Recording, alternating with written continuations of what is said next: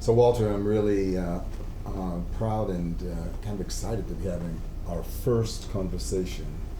I saw your work for the first time maybe when the merger was just about to happen between my company and Dance Theater Workshop. I thought you were a completely different person. I remember looking at that work and thinking, there's something going on here that is like Maxville Parish. And then I thought obviously that's tongue in cheek. And then I began to think of Matisse's what is the we're all the beauty of the world. I think it's something like that. The people are playing, and it's very bucolic, almost to the point it had to be ironic. Right. And I thought, oh, this guy is he sincere in this, or is he ironic? Well, how does irony and sincerity work for you? It is something that I think about when I'm making the work, because I don't want to be ironic about the references that I'm making or the things that I'm digging into, and yet I'm also not completely I'm sincere about them. So in that piece, for example, there were images that would come up that would be either very romantic or even bordering on whimsical, and I hate whimsical. But if it would come up for me, if it was coming up in the process, I would say, okay, I have to deal with this, it's coming up. I can either push it away and pretend it's not there, or I can address it. So I think part of the way that I process my work is I'm asking questions. I'm kind of, and instead of coming in and saying I'm making this piece about XYZ, I go in with a series of images or some points of activation that interest me, and then I'm trying to figure out what they are. So when does the fabric and all those things come into your process? So they usually come in pretty early. I started using them in the first, kind of like the first official piece that I made when I decided now I'm going to be making work. And it was partly I was at the time, I had this obsession with the clothing from the late 18th century, the transition through that revolutionary period in the United States and France that went into the early 19th century. So it was like a transition through neoclassicism into romanticism.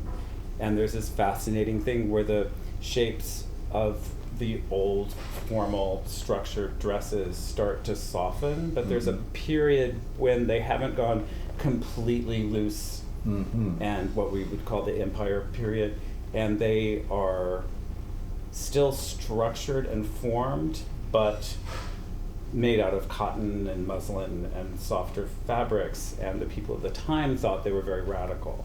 So those forms really interested me. So one thing that I was doing is just trying to recreate them with fabric that I had around my apartment, and seeing how close I could get to a representation of it, and then bring that into the studio, and then just see where it went from there, what it generated for the performers to do, and what it meant when they would do choreography or dance movement when they're wearing those clothes. Well, a moment ago we were chatting and you were saying that you were, I suppose, a well-educated dance maker who became self-conscious that everything that was not the, quote, dance should be held at bay to critique a work, because you were, at that time, I guess you were in college, you were thinking that the dance is the thing, unadorned, at the center of all the costumes, music, lights, all that. You want to talk about that a little bit? Yeah, I realized when I had accumulated ideas about what making dances was supposed to be. And one of the things was the dance should be the focal point. You should be able to turn off the sound. You should be able to turn off all the other elements, and the dance would hold its own place. So when I was making work, I would always see the costumes and sets along with the movement and the choreography. But I had this idea that I hadn't processed yet, that I wasn't supposed to start with those other elements. So in the beginning, I would force myself to start with movement And then there was a moment when I just realized, like, oh, I can do what I want. Bravo, So, bravo. You know, Yeah. and especially because of the resources that we have as dance artists are so limited. By the time I got to that point, I was like, well, I might as well do what I want, because what else is there? So because I started dancing late, I really delved into the first thing I wanted to learn and understand was technique. So I would go to all of these different classes and struggle and try to figure out what technique was and how it would adapt to my body. And that led me to Cunningham. So I did that professional training program at Cunningham in the early 90s, and I would go there 6 days a week. And that was my dance school, since I didn't go to college dance department. Pretty austere dance school. Yeah, and it was great. It was, it was also a transition for me where I had an aesthetic coming out of art school that I liked things that were more expressionistic or more visceral. And then in going into Cunningham, I had this other sort of awareness of appreciation for things that were more cerebral and formal. Although in Cunningham, that's not the only thing going on in that work, but it's certainly a major part of its gestalt, I guess. So that was my first place of really delving into technique and understanding what it was. But then over time, as working with different people, working with Roseanne Spradlin, and then moving on into making my own work, my relationship to technique started to change and expand. And by the time I was making work, I was wanting to make work that had this sort of atmospheric quality, where all of the different elements held their own, so that the visual elements and the costume, sound, and dance could all be viewed equally. Not necessarily equally, but they all could have as much content for the viewer. In a kind of a Cunningham way. It does have a Cunningham Everything has a thing. parallel function, not necessarily Right. What is it, a dependent function, Right. or whatever. And in the Cunningham way, as I understood it, was that there would be, each collaborator would bring in their work independently, and they would coexist. And so that was influential to the way I was thinking, but I was the one that was making everything. So then it was this where I was kind of taking control over, at least over the visuals and the choreography. And then what I would find is when I would make really intricate choreography or very dancerly choreography, it would automatically shift the dance to the foreground and push everything else to the background. So I found myself just immediately reducing the choreographic form and vocabulary to being very simple, and then that would bring the visuals forward. But I knew, even at the time when I was starting that process, that I eventually wanted to figure out how to be able to get into more intricate choreographic investigation without losing that push and pull of the visuals. So I have two things I'm curious about, and the first one, I suppose, is, sounds to me like there is a person who could easily be defined as a visual artist first, who chooses to use movement as an element. I know that when I watch your work, I sometimes found myself having to make an adjustment. Imagine now you're watching it sounds like a cliche, a moving painting.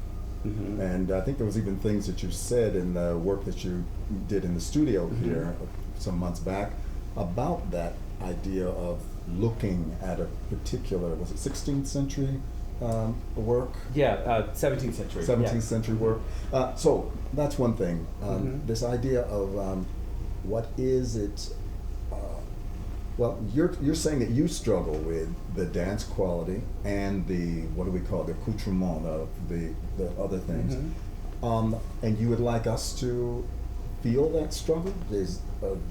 Should we be relaxed, and what would you say to us in looking at your work? I would say that first, I guess my first goal is to just make an experience that's available without trying to dictate too much how it should be viewed, but in making it available, I'm trying to make these different components of it very present, so that as a viewer you could shift your focus from the dance to the costumes to other visual elements, and it would convey, each element would convey a significant experience, so that those elements, those sort of decorative elements, wouldn't just recede to the background in supporting the primary event being the dance, but they would each be contributing to an overall whole. I think Yes, I understand. Well, I don't understand, but I find it provocative and interesting. Another question I wanted to ask you is that you have a very strong directorial presence in the work. How do you feel about directing? And it's one of the, it evolved through the process of the last piece I made, Arena, which was a 3-hour dance installation where I would tie costumes onto the dancers, move things about the space, and in the very beginning give them directions to guide them through this visualization process.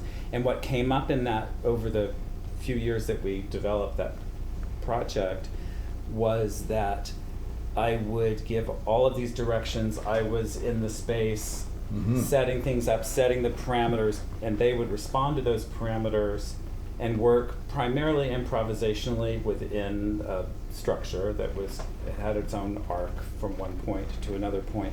But what came up in doing that, especially in dressing people and they're having to be still for a moment for me to get a costume on them, was it set up this really severe power dynamic where it's like I was the maker, they were performers, and so it set up this role playing that we had to question.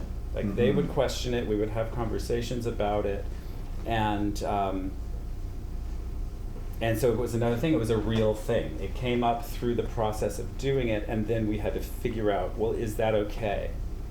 What is so okay? Is it so? For example, especially there would be a gender issue that would come up. So I, as a man, would be tying costumes on some of the women. And then there was suddenly this role of submission on a gendered level that then we had to address. So one of the ways that the performers first addressed it was they would just start walking away from me.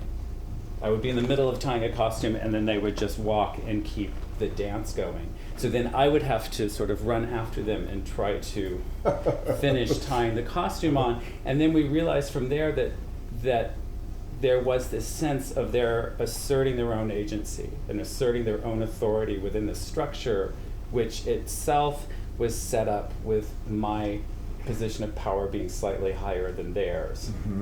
So that became a part of the discussion of making the piece.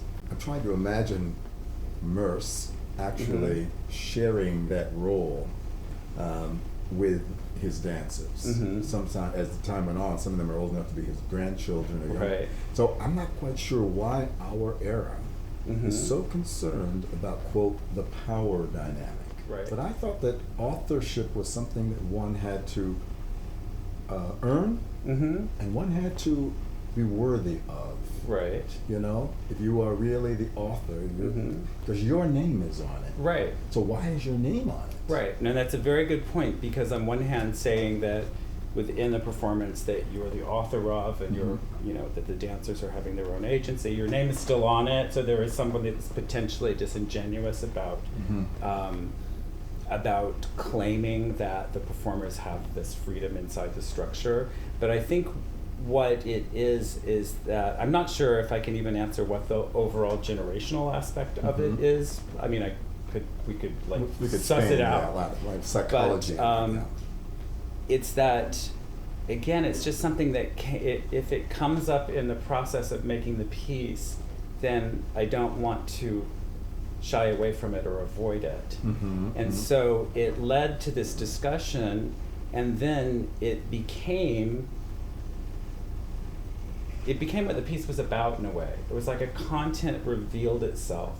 And so it was a place where at the initial stages of making that work, it was about passing through this improvisational structure where I would bring in different materials, and so there was a lot of formalist elements to it and constructive elements. And then in the midst of that, this other content came up that was social, and that was about the ways that we were communicating with each other. And I would what say our that in roles some were. ways, if that was your definition, I'd say that's something political. And it becomes political. Because I yes. say politics is really about the definition and manipulation of energy, power, Right. power, power. Yeah. When I saw your first work, I thought, oh my God, this person is doing window dressing. And it's like lace and colors and like, you know, and of course I thought you were a much different person. Even your look, I thought, was, and I had done my own biased development of who this person was. And then he's doing kind of fashion, right? And I'm thinking of Charles James. And I'm thinking of, you know, all of the Valentino and oh dear, you look lovely. Let's put the button right here. And I'm thinking of so he knows what I know about being a gay man and doing stereotypical behaviors, right? And I thought he's very much in on, if there's a joke, he's in on the joke. And what's more, it seems to be a position of power. This position, it's queer what you're doing. Right?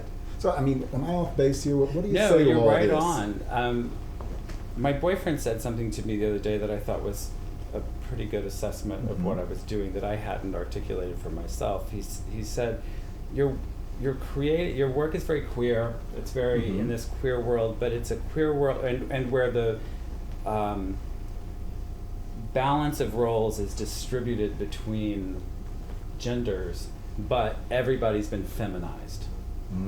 And I think that's really the key. That's where the queerness This plays sounds out dangerous, for me. though. There's like, well, feminized Do in that way. women agree gay with men, what we well, call that's, feminine? Well, that's where it's a feminization from a gay male perspective. I see. So I can't pretend that it is representing women, but that it's this dialogue that I'm setting up with the performers, in which it's a feminized space, which is partly, I think, because the decorative element of the costuming and the ways that I use visual information comes from what's traditionally considered a feminine perspective. But then there's always, especially or within effeminate. or effeminate, exactly. And yeah. that's really, for me, from my personal perspective, that's really where it's coming from. Because I was always the effeminate kid. And I always identified with women. And my mother was a decorator. There were always fabrics in the house, and she sewed a lot of my sister's clothes. So I had a very strong relationship with my mother. So it totally comes from that. And a loving one, or the kind of dysfunctional one? A loving one, and a strong. My mother was a very strong person, but a very loving relationship. And my mother died when I was 28. So I think after that there was this interest on my part. Like, one of the first things I wanted was her sewing machine, but I'd never actually sewn. So I taught myself how to sew eventually, or somebody showed me how to make a stitch. And so part of using the costuming in my work has been a way of teaching myself how to do these things that I had a desire to do but didn't really know how. So, you know, it's interesting because as I sit with you, I have had to learn to use the word queer. I know, it's true. I It's a generational thing. I resisted queer. You know, Yeah. those sons of bitches. I will not use their language. Right. But okay, queer. And now, for me, I find to assert masculine principle in our world, right, where everything, patriarchy, usually coupled with white male patriarchy, so I get a pass, I guess. Not interested in the pass. But the fact is also, I feel like black folks maybe are masculinized, if you said feminized. Even I say even black women. Black women, when you get going, they feel that they have had to push up against something as well. Right. Determined. They had to take on, much to their chagrin, they've had to actually take a position of strength in relationship to the white male patriarchy, what have you. So in my work, I'm doing this masculinized, what is masculine? I'm allowed to be a man. Right. And also that our work is allowed to be black. Right? We have had to fight for it, not something you have to hide anymore from. Right. You know? Because there's a whole hierarchy that comes with, just like you were socialized into the dance world. Right. I was also socialized. And there are unexpressed rules, right, that were going on. That I think a lot of people agreed with Duchamp, who said that art is primarily an intellectual activity. Right. So what do black folks do? Well, you know, they're all body, and they're like, you know, it's all essential. It's like, you know, you just go with it. So if you're going to be a real artist, you got to push all that shit away, right? Right. So now I'm trying to find a way to have it all, as I hear you're trying to say. You want it all, you know. You want your protest, and you are pushing against something, aren't you? Yeah. Yeah. Yes. I have to say, I don't always know. I'm not always articulating for myself what I'm pushing against. Which is probably makes you more interested. But I know I'm pushing against something. I generally know what it is, but Yeah.